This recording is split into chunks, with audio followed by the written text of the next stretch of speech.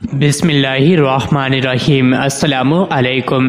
روزانہ واقعات سننے کے لیے اس چینل کو سبسکرائب کریں۔ احقاف قوم عاد کا مسکن تھا۔ عربی میں ریت کے لمبے اور اونچے ٹیلوں کو حقف کہا جاتا ہے۔ احقاف حقف کی جمع ہے اور یوں اس کا مطلب ہوتا ہے ریت کے اونچے اور لمبے ٹیلوں کی زمین۔ یہ علاقہ یمن اور عمان کے درمیان بکھرا ہوا تھا۔ قوم عاد یہاں 8,500 سال قبل آباد تھی۔ اللہ تعالیٰ نے انہیں سرسبز کھیتیاں بھی دے رکھی تھیں، جانور بھی، پانی بھی اور وافر خوراک بھی۔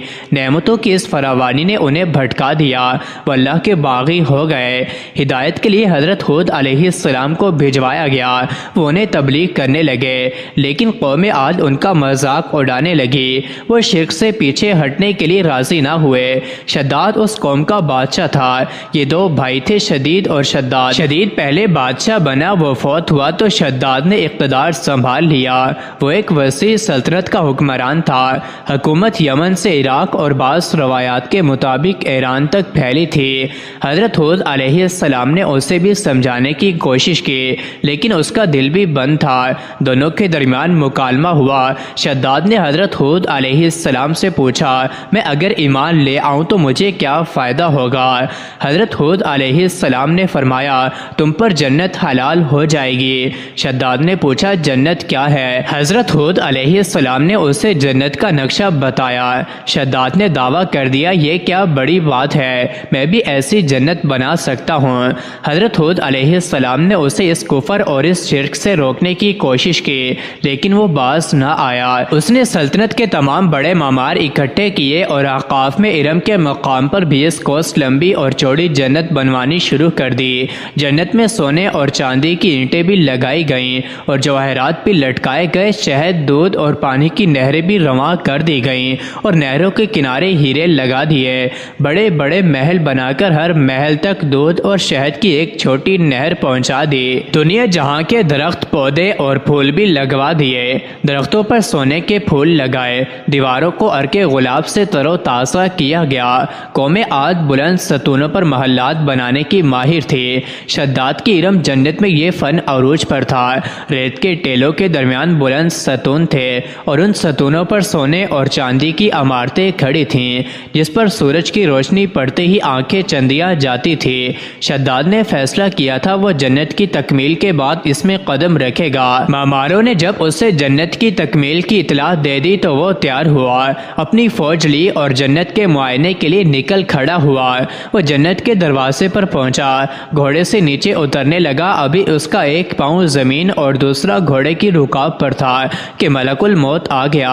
شداد نے اسے صرف جنت میں قدم رکھنے کی مہلت مانگی، لیکن فرشتے کا جواب تھا، اللہ تعالیٰ کا حکم ہے میں تمہیں تمہاری جنت میں قدم نہ رکھنے دوں۔ وہ بہت گڑ گڑایا، لیکن ملک الموت نے اس کی جان قبض کر لی۔ وہ زمین پر دوسرا قدم نہ رکھ سکا۔ شداد کی موت کے بعد حضرت جبرائیل امین نے چیخ ماری اور شداد کی پوری جنت زمین میں دھس کر غائب ہو گئی۔ شداد کا انجام قوم عاد کے لیے کافی تھا، لیکن جب انسان کی عقل پر غرور کا پردہ پڑتا ہے تو شداد ہو یا شدید، اسے کسی کا انجام دکھائی نہیں دیتا۔ حضرت ہود علیہ السلام قوم کو شداد کا انجام بتا کر ڈراتے رہے، لیکن عاد نہ مانے، یہاں تک کہ وہ مایوس ہو گئے۔ اللہ تعالیٰ نے انہیں ساتھیوں کے ساتھ علاقے سے نکلنے کا حکم دے دیا اور وہ قوم کو آخری بار سمجھا کر احقاف سے نکل گئے۔ اللہ تعالیٰ نے ان کے بعد عاد پر خوفناک آندیاں مسلط کر دیں۔ وہ آندیاں 7 راتیں اور 8 دن چلتی رہیں، یہاں تک کہ پوری قوم اپنے بلند ستونوں اور سونے اور چاندی کی عمارتوں سمیت زمین میں دفن ہو گئی۔ قوم عاد کا نشان تک نہ رہا، پوری وادی ریت کے صحرا میں گم ہو گئی۔ پانی کے ذخیرے بچے اور نہ ہی درخت، پودے، جانور اور کھیتیاں، صرف ریت کے لمبے اور اونچے ٹیلے بچ گئے۔ احقاف کا یہ علاقہ اس وقت عمان میں موجود ہے۔ ناسا کو 1992 عیسوی میں عمان کے صحرا میں ریت سے 13 میٹر نیچے ایک شہر دکھائی دیا۔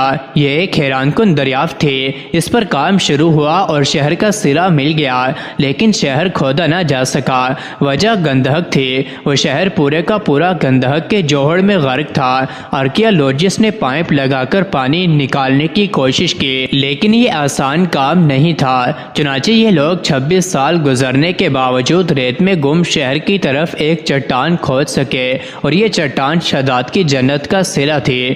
قرآن میں اللہ تعالیٰ نے سورہ ہود، الفجر، الاعراف، الشعراء، المومنون، الاحقاف، حامیم، سجدہ، الزاریات، القمر، النمل، الشمس اور بنی اسرائیل میں قوم عاد اور قوم سمود کا ذکر فرمایا۔ اس ذکر نے بھی اس تلاش کو مہمیز کر دیا۔